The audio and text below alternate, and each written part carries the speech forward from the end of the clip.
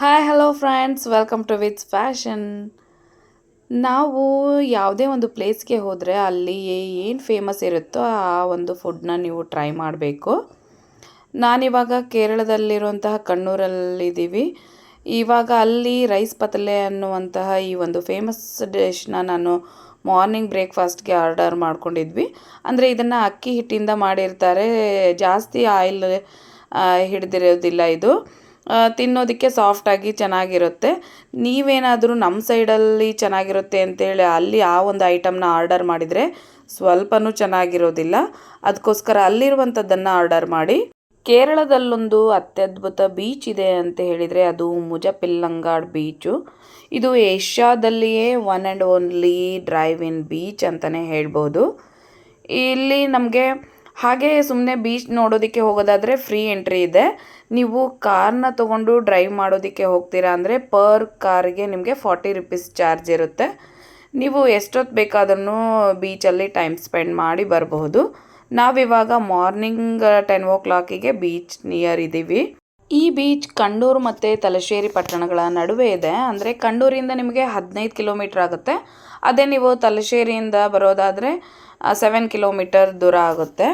ಹಾಗೆಯೇ 4 ಕಿಲೋಮೀಟರ್ ವ್ಯಾಪ್ತಿಯ ಈ ಒಂದು ಮರಳಿನ ತೀರಗಳಲ್ಲಿ ನಿಮ್ಮ ಒಂದು ವಾಹನಗಳನ್ನು ನೀವು ಚಾಲನೆ ಮಾಡಿದರೆ ಒಂದು ಹಾರಿಬಲ್ ಎಕ್ಸ್ಪೀರಿಯನ್ಸ್ ಸಿಗೋದ್ರಲ್ಲಿ ಡೌಟೇ ಇಲ್ಲ. ಕೇರಳದ ಮೋಡಿ ಮಾಡುವಂತಹ ಮಲಬಾರ್ ಕರಾವಳಿಯಲ್ಲಿರುವಂತಹ ಈ ಮುಜಪಿಲ್ಲಂಗಾಡ್ ಬೀಚ್ ವಾರ್ಷಿಕ ಉತ್ಸವ ಕೂಡ ನಡೆಯುತ್ತೆ. ಅದು ಏಪ್ರಿಲ್ ತಿಂಗಳಲ್ಲಿ ನಡೆಯುತ್ತೆ. ಹಾಗೆಯೇ paragliding, power boating, microlight flight ಮತ್ತು ಕ್ಯಾಟ್ಮರನ್ ಸವಾರಿಗಳಂತಹ ಸಾಹಸ ಕ್ರೀಡೆಗಳನ್ನು ಕೂಡ ನೀವು ಇಲ್ಲಿ ಆನಂದಿಸಬಹುದು.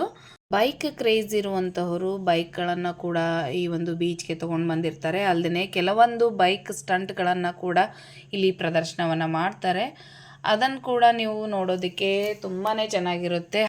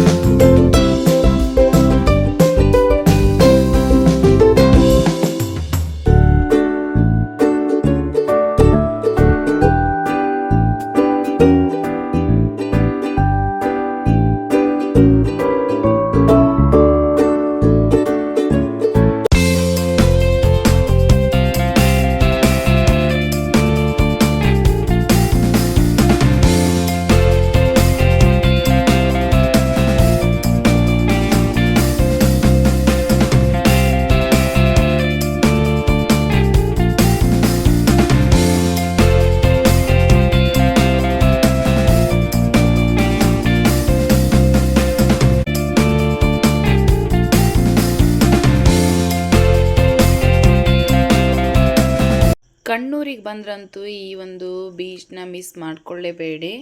ನಾವಿಲ್ಲಿ 1 hour ಮಾತ್ರ ಸ್ಪೆಂಡ್ ಮಾಡಿ ಹೋಗೋಣ ಅಂತ ಹೇಳಿ ಬಂದಿದ್ದು. ಆದರೆ 10 o'clock ಬಂದಂಥವರು 3:30ವರೆಗೂ ನಾವು ಈ ರೀತಿ ಕಾರ್ನ ನಾವು ಡ್ರೈವ್ ಮಾಡ್ತಾನೆ ಇದ್ವಿ. ಇಷ್ಟೊಂದು ಟೈಮ್ ಆದರೂ ಕೂಡ ಮಕ್ಕಳಿಗಾಗಲಿ ನಮಗಾಗಲಿ ಇಲ್ಲಿಂದ ಹೋಗಬೇಕು ಅಂತ ಅನಿಸ್ಲೇ ಇಲ್ಲ. ಇನ್ನೂ ಇಲ್ಲೇ ಇದ್ದು ಟೈಮ್ ಸ್ಪೆಂಡ್ ಮಾಡಬೇಕು ಅಂತಲೇ ಅನ್ನಿಸ್ತು. ಅಷ್ಟೊಂದು ಥ್ರಿಲ್ ಆಗಿತ್ತು ಈ ಒಂದು ಜರ್ನಿ.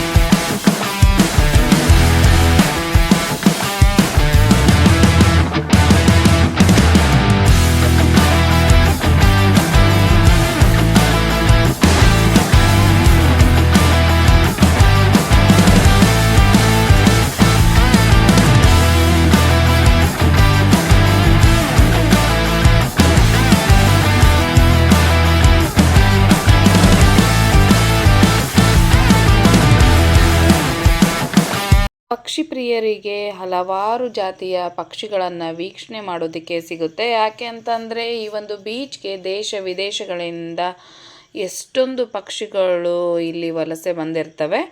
ಆ ಒಂದು ಪಕ್ಷಿಗಳು ನೀವು ಡ್ರೈವ್ ಮಾಡ್ತಾ ಇದ್ದರೆ, ನಿಮ್ಮ ಕಾರಿನ ಮುಂದ್ಗಡೆ ಏನಾದರೂ ಕೂತಿದ್ದರೆ, ಅವು ನೀವು ಡ್ರೈವ್ ಮಾಡ್ತಾ ಇರಬೇಕಾದ್ರೆ ಹಾರುವಂತಹ ದೃಶ್ಯ ಅಂತೂ ಕಣ್ಣಿಗೆ ರೋಮಾಂಚನಕಾರಿಯಾಗಿರುತ್ತೆ.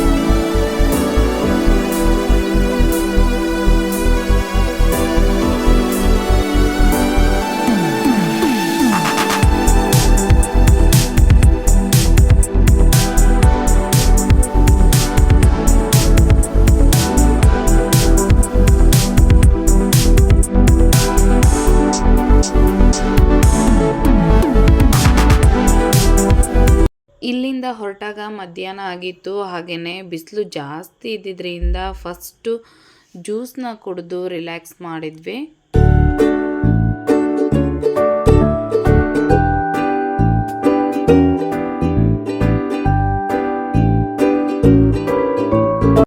ಬೀಚಲ್ಲಿ ಕಾರ್ ಡ್ರೈವ್ ಮಾಡಿದ್ರಿಂದ ಕಾರ್ದು ತುಂಬಾ ಗಲೀಜಾಗಿತ್ತು.